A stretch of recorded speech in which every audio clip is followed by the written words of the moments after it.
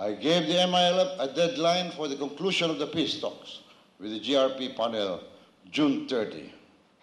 They would either accept or reject the offer of the Philippines because the government must negotiate from a position of strength and not of weakness. The MILF refused to recognize the territorial integrity of our nation.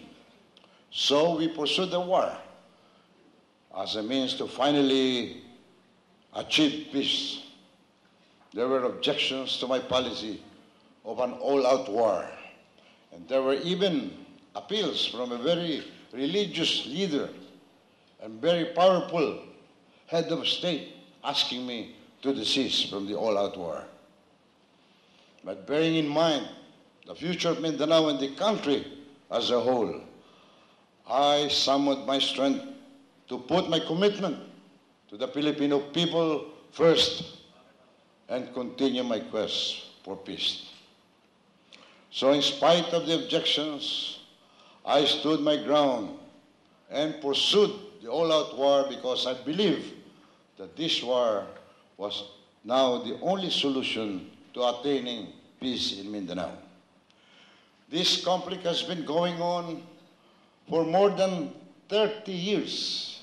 Hundreds of thousands of lives have been lost. Soldiers, rebels, innocent civilians.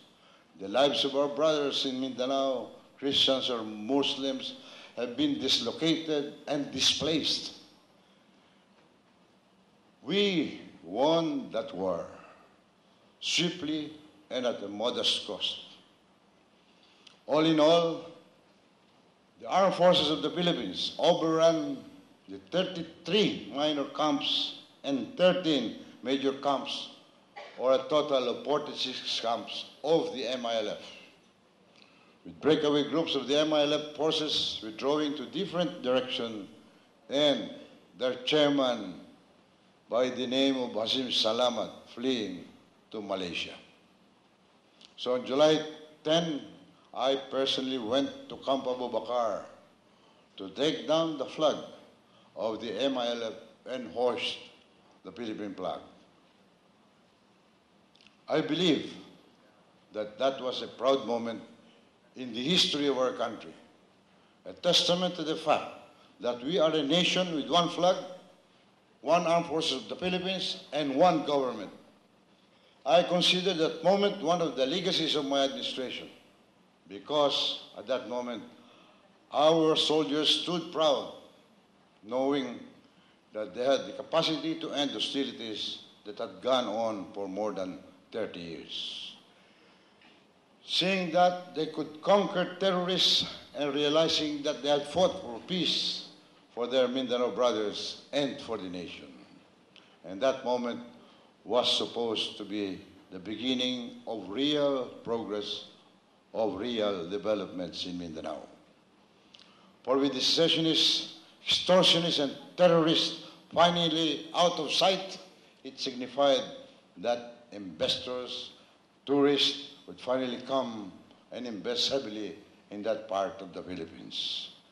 Unfortunately, after I was unconstitutionally removed as president,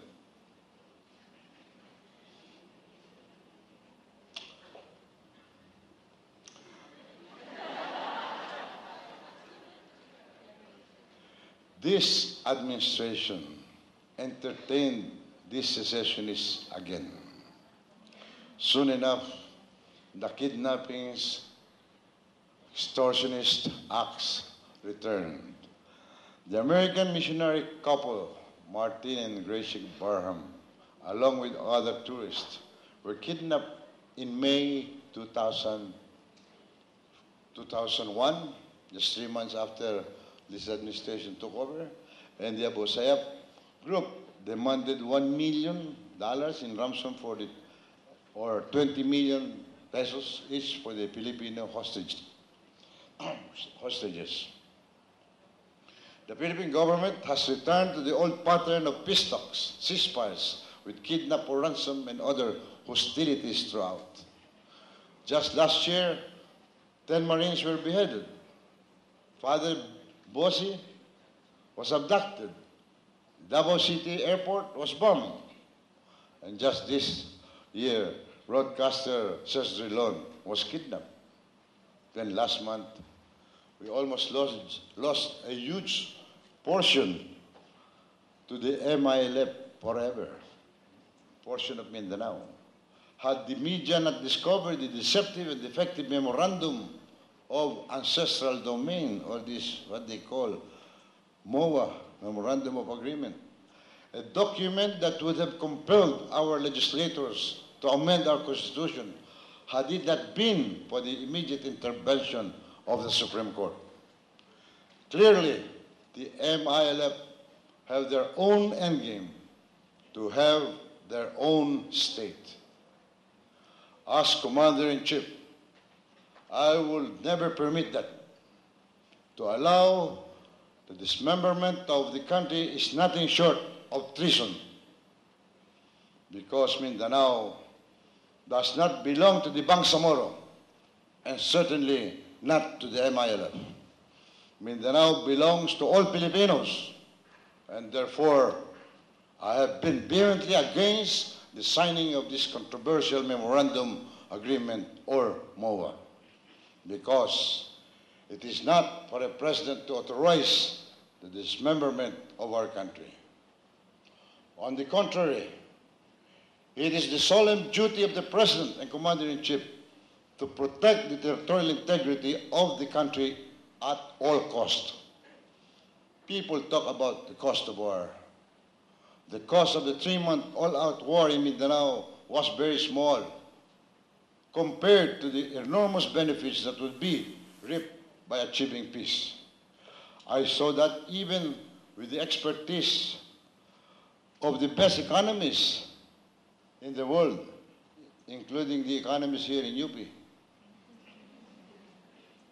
I don't see that we'll see progress if the secessionist movement continues.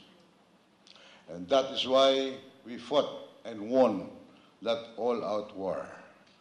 Because sometimes men need to wage war in order to achieve peace. Thank you.